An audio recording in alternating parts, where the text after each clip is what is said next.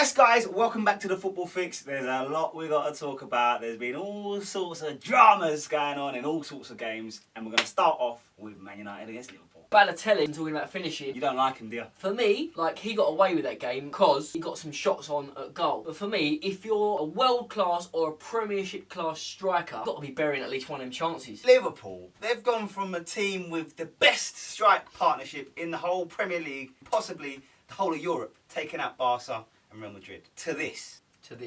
Raheem Sterling, up front. Stevie Gerrard, right, in that game, he was totally missing. Totally. We'll come on to Man City in a bit. But Lamps, he's totally outshining Gerrard. Throughout their careers, it's been, some people think, oh, Gerrard, it's been a bit of Lampard, a bit of Gerrard, a bit of Lampard. Lampard's finishing strong. Is it because he's in a better team, better players around him? That's all I'm saying.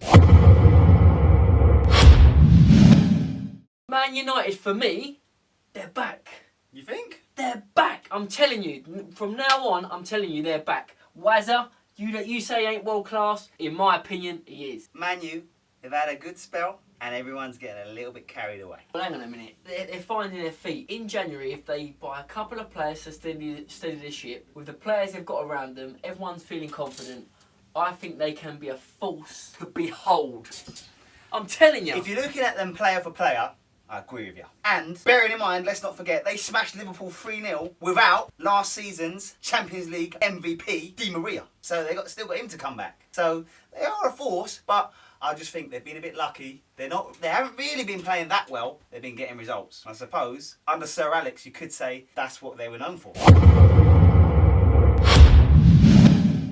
So Jez has done it again. Slaughtered Arsene Wenger a couple of weeks back, turned it around. Exceptional. Galatasaray, Champions League, see you later. Newcastle, the informed team in the Prem. See you later. Santi Cazorla, happy birthday by the way. Banged in 2 bangers. Is it his birthday today? Nah, on the day of the game, just to celebrate, he scored a couple of goals. Played well. Just to celebrate, he scored a couple of goals. I don't want to talk about Arsenal because I am openly biased, alright? But I want you to talk about them. Listen, no. The moment you bang in a few goals, play well, you want me to get involved in that mix. No, thank you. Oh, I had to try.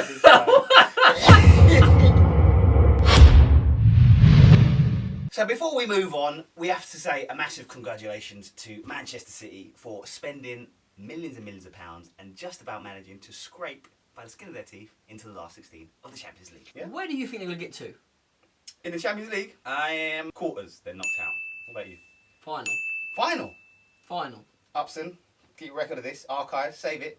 If they get to the final, my man's called it.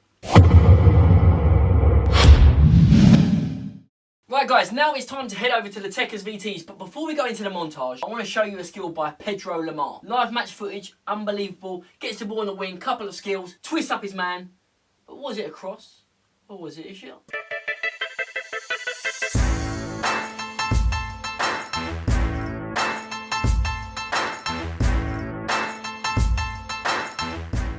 Oh, you gotta give it to him. You have to give it to him, You gotta man. give it to You him. have to. Yeah. You have to hold your hands up. Listen, I'll give it to you all day long. That was a great cross. But no, all fairness, unbelievable skill on the wing. And whether it's a cross or a shot, you don't put that ball into that area, you never know. Jezza, what about Billy Mack? Billy Mack, oh my gosh. Billy Mack and Dizzy Daddy. I'm going to put this to you guys, okay? Is this the fastest, most dazzling bit of footwork you've ever seen in your life? What's the deal, yo?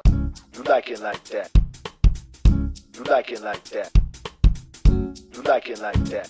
Rolling on dubs. Billy Mack, we salute you, my friend. You have got the F2 Tekkers stamp of certified approval. Anyway, enough about Peds, enough about Billy Boy. Let's show the rest of the Tekkers VTs. Here they are.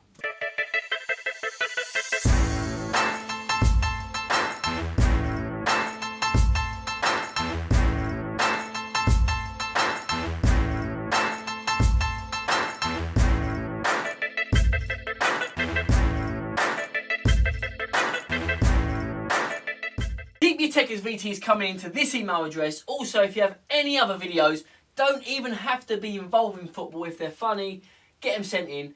We want to show them. We want something to talk about. We want something to laugh about. Right, guess what we're expecting then.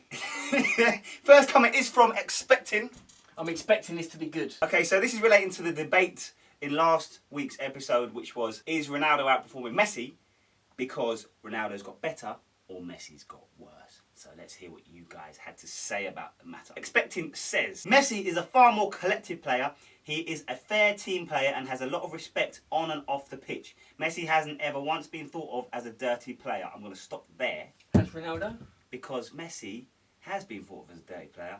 There's a lot of players that in fact say he's a very dirty player. And are we comparing this to Ronaldo? Ronaldo's not a dirty player either. Ronaldo is far too up his own something. And he may be great on the pitch, but he doesn't have the respect to other players as Messi. Done and dusted. He's tried to finish it off. I disagree with that comment. That ain't done and dusted. Expecting. You want to be expecting an answer from me for All this right. one. You can't say Ronaldo or Messi's nice off the pitch and Ronaldo's not nice off the pitch if you haven't met the geezers. And let's be fair, we've met them both over 4 or 5 times.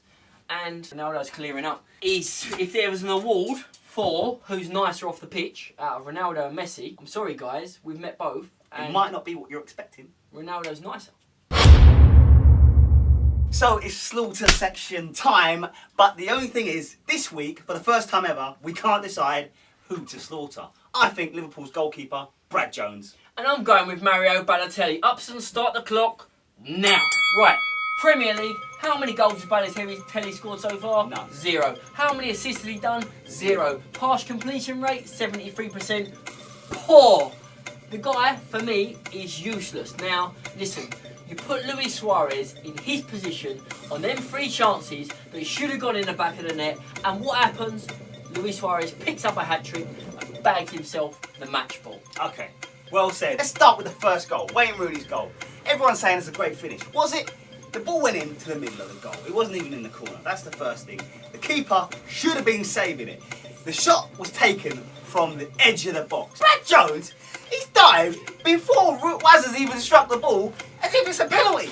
He's shooting from the edge of the box. And he's dived before he's even kicked the ball. And he's dived out of the way of the ball. I've never seen any goalkeeper in the Prem dive before a shot's been taken once, let alone twice in one game. Them two, in training, shooting practice.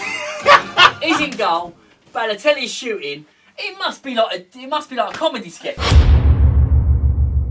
It's debate time, okay? Now, this week's debate is going to spark up some serious reactions from you guys because you're a reactive bunch and that's what we love about you. We love it. We love it. So Chelsea are being slaughtered because 3 of their players in one match dived. But I've looked at them and at least a couple of them, I think they're just anticipating challenges coming in and you've got less chance of getting injured if you're in the air than if you're planted. So we put it to you guys. Are Chelsea Wrongly getting slaughtered for diving, right? Yeah. That's basically what we're talking about. Or- because you think that a couple of the challenges, they were just riding the challenges and it's not really a dive.